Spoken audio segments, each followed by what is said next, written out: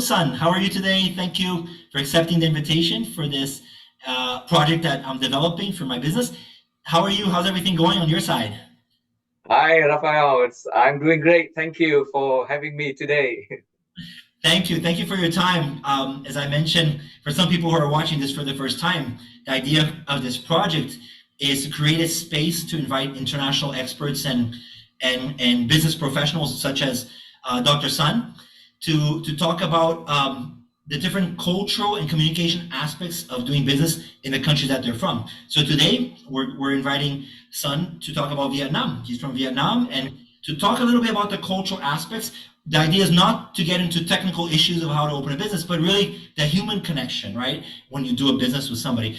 And for every interview that I've done with interviewees, we have 7 questions that we follow.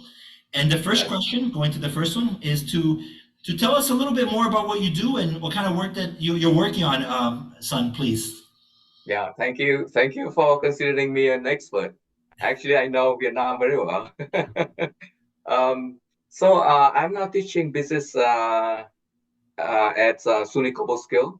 SUNY is a State University of New York State. And I also manage entrepreneurship center of the college. Before having this job, I was a serial entrepreneur back in Vietnam. I recently immigrated to US with my wife and 3 sons, and I'm very happy to have this job. I love teaching students, love teaching everyone about how starting our business. And together with my knowledge that I learned from business school back many years ago, um, I'm happy that I help a lot of people to succeed in their business. No, fantastic. Thank you for that. Also, the viewers can understand that you are a very international person already. So you have this understanding of the cultural differences between different markets. So, and of course, being an entrepreneur, you know all the challenges that go through opening a business. And so it's very good to have someone like you talking about the market in Vietnam. So thank you. Going for the Yeah. second question, Son, what are the things that you recommend people to do or say when first meeting or speaking with someone who they might be interested in starting a project or business opportunity together in Vietnam, and perhaps also something that people should not say or do when they first meet their local Vietnamese counterpart? By the way, you just mentioned that I'm international person. Yes, I am, because I studied and lived in Russia, former Soviet Union, for 10 years, and then back to Vietnam, and then now for in America in total already 5 years. And I traveled to 25 countries. So I know it's a lot. Not so deep, but I know I love traveling and I love to know people. I love communicating with people in different culture. So so thank you for considering me international person. So then as a Vietnamese, I'm very confident to give you advice how to communicate in Vietnam. And I think that's the thing that you might want to say and to do in Vietnam is to understand the people that we are Asians and we are Vietnamese. We used to have hard time in the past. It's very special about Vietnam. Um, I like the saying of a very well-known diplomat in Vietnam when Vietnamese people got asked about the country. They always ask about the war, Vietnam War. It's not a good one. So he said, Vietnam is not a war, it's a country. So I remember the time when I went to business school and everyone had to make a presentation about their own country. And when I finished this, people come up to me and said, "Oh, you're so very nice person. We didn't think that Vietnamese are so nice." Yeah, we're nice. It's some not so nice, but Vietnam is not a war. Vietnam is a country. So then, even Vietnam is a country. There's wars ended long time ago, only half century. Somehow, the country is still divided. you know. In your first meeting with Vietnamese, I would recommend not to talk about the war, about the opinion about this, because people are still divided. You know, that's the reality. But it is, if you get closer to the people, you can talk about everything. Vietnamese people are very flexible, very open. Perfect. No, thank you. Very, very important and realistic points to take note. There are sensitive topics in different countries, and these are, like you pointed out, people have to take note of this when they go to Vietnam. And it's interesting. Vietnamese are very open, and I've had a lot of Vietnamese friends as well in my life, and I've always been very pleasant people and very open minded, like you mentioned. So thank you for these tips. Very important. If you're a businessman, for example, going there, or even a tourist, it's important to take Yeah. note. So thank you for. By the way, Yes. yeah, consider that Vietnam is still a communist country, Sure. you see, but very, I would say, very flexibly communist. Sure. So we have market economy, like China. So you're allowed to do business. Before the United States lift embargo on Vietnam, the country is in very difficult situation. And before that, even after the war ended, people are not allowed to do business because we're communist country. But then the communists changed in both China and Vietnam. We are free to do business. We have enterprise law. We're okay to do business. Then you're like any other economy. But politically, the country is still communist. Economically, it's free. No, very clear. Thanks for pointing that out, the differences. So yeah, the idea is to present this video to business people so they know that there are opportunities to do business there. Absolutely. Yes, absolutely. You can do business in Vietnam. Yeah. Perfect. Thank you. I also want to go as a tourist. I want to get to Yes. Vietnam as well. Yeah. Thank you, Son. The third question is focusing. Well, let me ask the question. We recognize that it is important to have a deeper cultural understanding of a local place when doing business there. What cultural aspects might be considered when doing business in Vietnam? Okay. So it's very special about Vietnam that the country has different regions that have different cultural aspects. Vietnamese people would consider countries divided by three parts: north, middle, and south. But generally, north and south, because somehow the middle Vietnam is blurred. They more belong to the south than the north, because at the time of the Vietnam War, the country divided into two parts, and the middle Vietnam and South Vietnam belong to a pro-American part of the country, and the North of Vietnam pro-socialist, pro-Russia and China the whole time. So you want to be cautious about, in opinion of people in the North and in the South, not only when you talk about politics, but also about life, about economy. So if you do business in the North, for example, you can find that people in the North, they're smart, but they're not flexible like in the South. They're close to the government.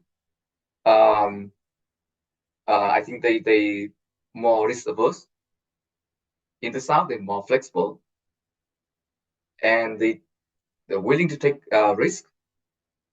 And also they have I would say the customer of honor the agreement just with handshake.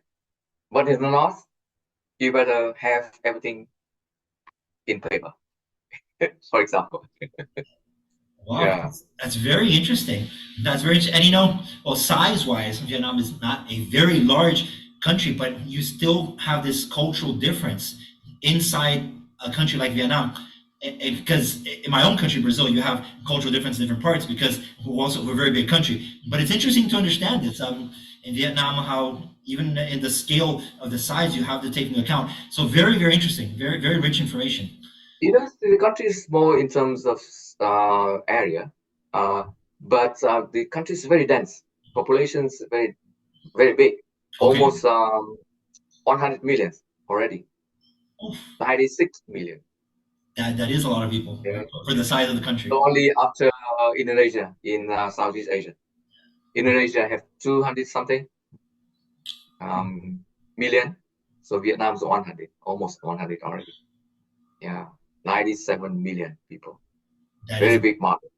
but and then it's interesting if you go to the south, you have so as a business person you have to understand these cultural aspects that you just mentioned were very interesting, and how to Yes. do and right no very interesting. I was just trying to think of um, how the business how people in these countries and then how they sign agreements or they can you explain a little bit more about that how they interact with a foreign business and when they come in what's their reaction or how do they accept them in their in the negotiation aspect for example.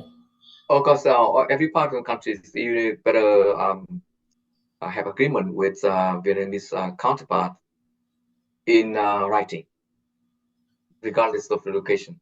But I mean, in kind of informal agreements, this is not always in writing, right? So maybe some agreements and a part of your business deal, you can have just handshake, both part of the countries, but you be more comfortable when you do so in the south. People are more flexible, more open than in the north. Perfect. No, very understood. Very clear. Thank you. This is really interesting.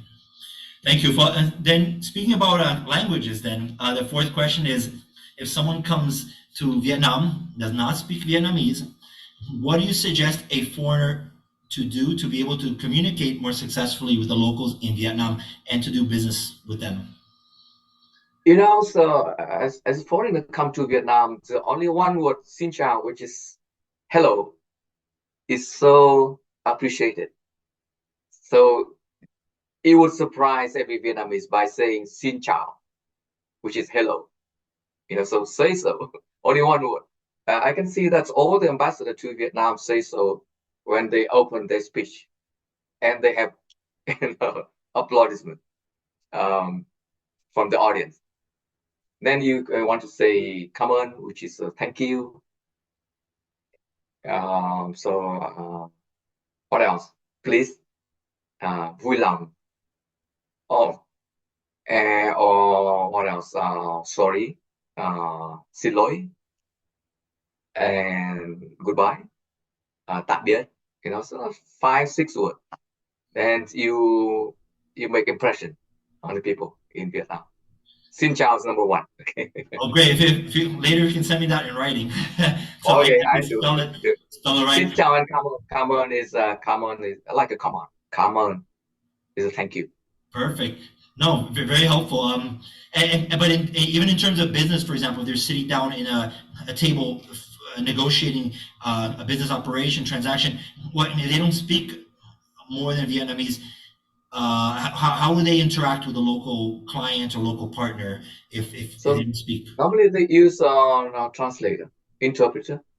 Yeah, interpreter, and make sure to have everything written down in paper. You have your assistant interpreter, Okay. and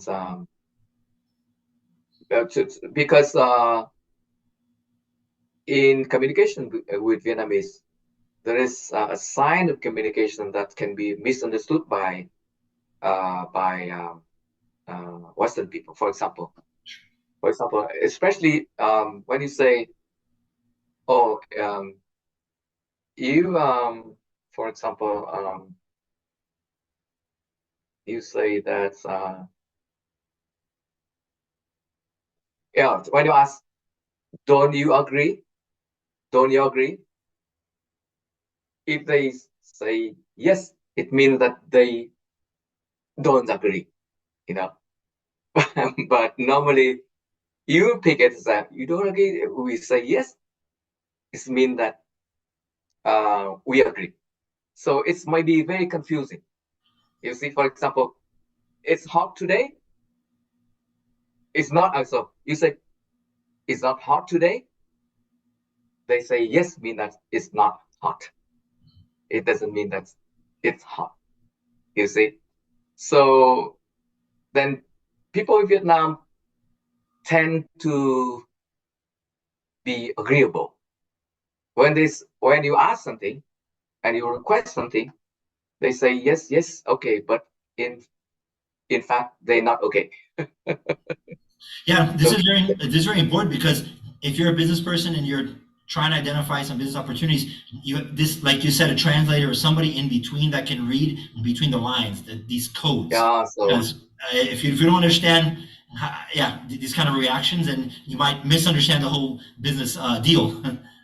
yes, when they say yes or okay, it's you better and double check. Okay, Noted. because they want to be nice. They Sure, want sure. to be nice to you. So they try to say something nice, but in fact they disagree. You know, but then you double check Right. and you find out what's what's the reality. And son, how about question of English? Your English is very good. The average Vietnamese or business person, how's their English level? How would they be able to communicate Yeah, with English foreigners? is improving now. The young generations speak English very well. You know, don't worry about this. So we're learning. Um, and maybe you want to let them know in advance that the language for the meeting is English. Perfect. Yeah. Perfect. So, That's some business people try to use English because they want to learn perfect. in the good environment, say very tense one, for example. So they try to use their own language, even without relying on interpreter. Allow them to do so until the point that they cannot speak, they cannot express their opinion clearly, but allow them opportunity to speak, communicate in English. They would love that. Great. No, Yeah. great. Good to know. Good for people to understand that. Perfect. Perfect. Thank you, son. Moving to the fifth question, more related to the marketing channels, how people can reach the different segments, how can they communicate with the different segments in the market. The question is to get better results in visibility or sales. What are your recommendations on the most effective ways to do marketing for products or services in Vietnam? Yeah, very good question. Actually, I used to talk with some people who explore an opportunity to do business in Vietnam, and after conversation with me, they decide not to enter the market. You see, not because I discouraged them, but because I told them the true situation of the country. You don't get the information from newspaper, you know, because in Vietnam we don't have a freedom of press yet. So the leaders of the countries want to talk well about the country. You see, you get information, positive, of course, you know. So, for example, if President of the United States come to Vietnam and say, "Oh, Vietnam is great," you know, they will cite it everywhere, and Vietnam is great. So it's misleading, you know. So you better talk with people. Even very high profile companies. I remember that is with France Telecom. They want to do business in Vietnam, and after conversation with me, they not that they withdraw, but they do the research again, and they never came to Vietnam, for example. You know, such a big decision. Don't rely on, I'd say, uh, official source of information. You rely on talking with people too, especially people in business. Perfect. No, interesting. And also social media. Would companies, foreign companies, for example, do you encourage them to use social media to get to consumers? Is Instagram, Facebook, what do they use these platforms for business purposes in Vietnam, for example?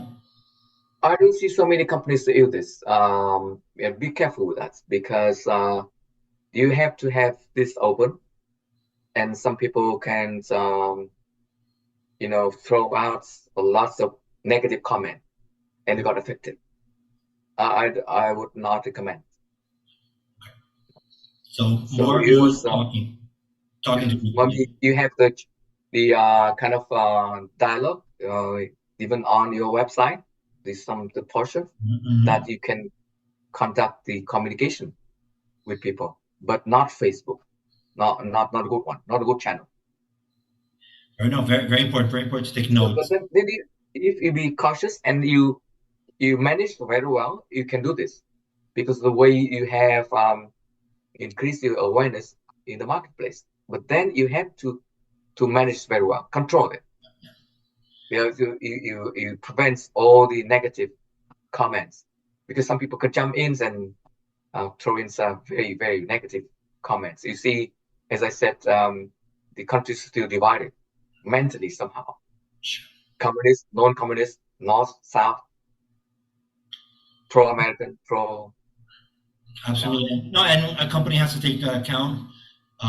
It's the risks that they take when they communicate their service or product in the market. They have to take this into account. So very good advice. Thank you. Thank you. For the sixth question, it has to do relate a lot more with empathy, how to build empathy with the locals, right? So if a business partner, foreign business partner, arrives in Vietnam and wants to get to know you better, and you as a Vietnamese client or partner wants to take the business person to a coffee or a tea place, a restaurant, or even a virtual happy hour, what are the kind of topics, what are the kind of things that people in Vietnam like to talk about that is not business related? So it's more human connection, building empathy. What would you hear in a tea place there in Vietnam, for Okay, example? that's a good question. Actually, if you invite a Vietnamese counterpart to maybe uh, cafe or lunch or dinner, they return with their invitation to take you to to cafe or lunch or dinner. So the topic we'd like to talk about is the situations of Vietnam. They they ask you, how do you think about Vietnam as a tourist or as a business um, person? You know, um, and then they, they ask your opinion about the change that the country is making, given that your knowledge about the country is still limited, but they want to ask your opinion anyway, you see. So then about life, you know, they would love to hear from you what you know about the country. So you need to do homework before we come to Vietnam about the history of Vietnam as a country that's very, centuries of war between Vietnam and China, and with France, with Japan, a very short, few years, with America, you know, but consider this is a very sensitive topic to talk about. You see, you better find out about the person, his opinion, you know, maybe even what side he or she are on. um, it's sometimes for me, a person who has the family that divided two part of countries, and divided in two part. One's a pro-communist, one's again communist. It's very painful, very sad. But we are still happy people, you know. We tend towards happy life, you know. Great. No, So we can be very open to Vietnamese. Then go, step by step to learn about them before you can touch more kind of sensitive topic. of course. But they're very open. They're very open to you. No, excellent. Very good points. It's the trust building, not getting Yes. into too much personal topics in the beginning, that's how you start creating this empathy. So it's very nice. I have a lot of Vietnamese friends, and they're all very, very nice people. So Yeah, it absolutely, takes time to build. Yeah, it takes it it's takes a time. and it takes time. Depends on person too. You can see, Sure, very kind of introvert, extrovert. sure. So you find a way. No, perfect. Thank you. We're coming to the last question, but I think you actually gave some inputs on the question is what one word should everyone learn to say in Vietnamese? And earlier on, you did mention several one words. Can you remind us again those words that you mentioned? I think because first word would be hello, right? Xin chào. But Okay, one word that you can say any moment, that's the common thank you. perfect, So Vietnamese appreciate gratitude. perfect. Yeah, so we are grateful people. We appreciate, especially appreciate any good actions by foreigners. It's like um, foreigners for us are like people from different planet. We we love foreigners. We like to communicate with foreigners. We want to learn from foreigners. We're curious people That's because great. it used to be very close country. You see, that's why we used to be very close countries. Now we're open. We're still learning about other people, other culture, other countries. And Come on. we have a lot to learn from Vietnamese as well. So it's a two-way street. If you can later send me the writing on how to say thank you, I want to share it with Oh, our thank you. viewers. Yes, I With do. our I do. viewers, I want to put it in the interview. So Like a come on. So they recognize you. Come on, yeah, come on, perfect, come on. perfect. Okay. No, fantastic. No, it went really great. I don't. We could talk for hours, but thank you. Such enriching insights. I thank you for being part of this project, Sun, and for sharing your insights, recommendation, experiences. I hope this interview also benefits you. If some people want to get Sure. in touch with you, learn more about your work, your entrepreneurship experience, and definitely about Vietnam in general. Yeah, This was thank you. very. Come to Vietnam. Vietnam is a country. Vietnam is beautiful, but we don't do a good marketing yet. So thank you for marketing the country to the world. Now, this one's a great job. Thank you, Rafael. This is a great job. I thank you for having me in this. No, it's our I pleasure. had so many chance to talk like this about my country. No, thank you. It's a pleasure to have you for your time and absolutely, it's a place that's in my bucket list. I need to go visit as well. I've been hoping to go for many years, so I will let you know before I go, so I can remember those key words that you told me, so I can practice before I go. Okay, so different part of the countries have different very beautiful spot. Now, come to Great, Vietnam. You're welcome. great. Thank you. No, thank you so much, and I hope everybody enjoyed this interview as well. Thank you. Thank you, Rafael, once again. Thank you. Bye Thanks. bye. Bye.